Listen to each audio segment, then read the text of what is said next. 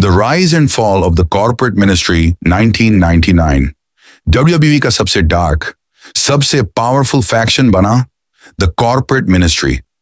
एक तरफ था द अंडरटेकर का मिनिस्ट्री ऑफ डार्कनेस और दूसरी तरफ विंस मैकमहन की कॉरपोरेशन। और जब ये दोनों मिल गए तो WWE में मच गया था अंधेरा और दाढ़। द राइज उत्थान। अंडरटेकर उस वक्त एक डार्क कल्ट लीडर बन चुका था। रिचुअल्स, किडनैपिंग्स और फियर से भरा हुआ एरा। विंस मैकमहन की कॉरपोरेशन बिजनेस पावर के जरिए WWE चला रही थी। लेकिन जब शेन मैकमहन ने अपने फादर के खिलाफ जाके अंडरटेकर से हाथ मिलाया तो WWE में एक नया दौर शुरू हुआ। 1999 में ये दोनों फैक्शंस मर्ज हुए और बने द कॉर्पोरेट मिनिस्ट्री, एक ऐसा ग्रुप जिसमें था पावर, डार्कनेस और दाढ़ का कॉम्बिनेशन।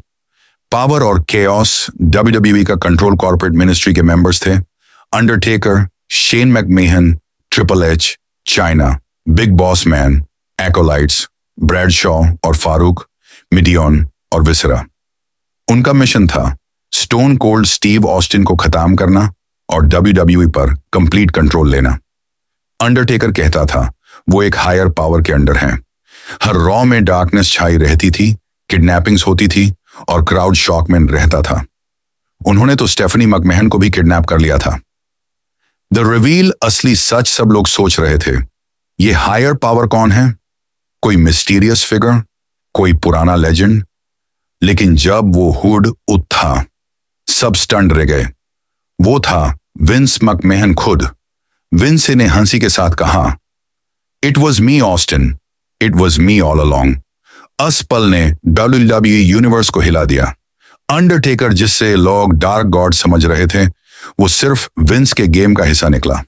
द फॉल, गिरावट। लेकिन उस रिवील के बाद सब कुछ बदल गया।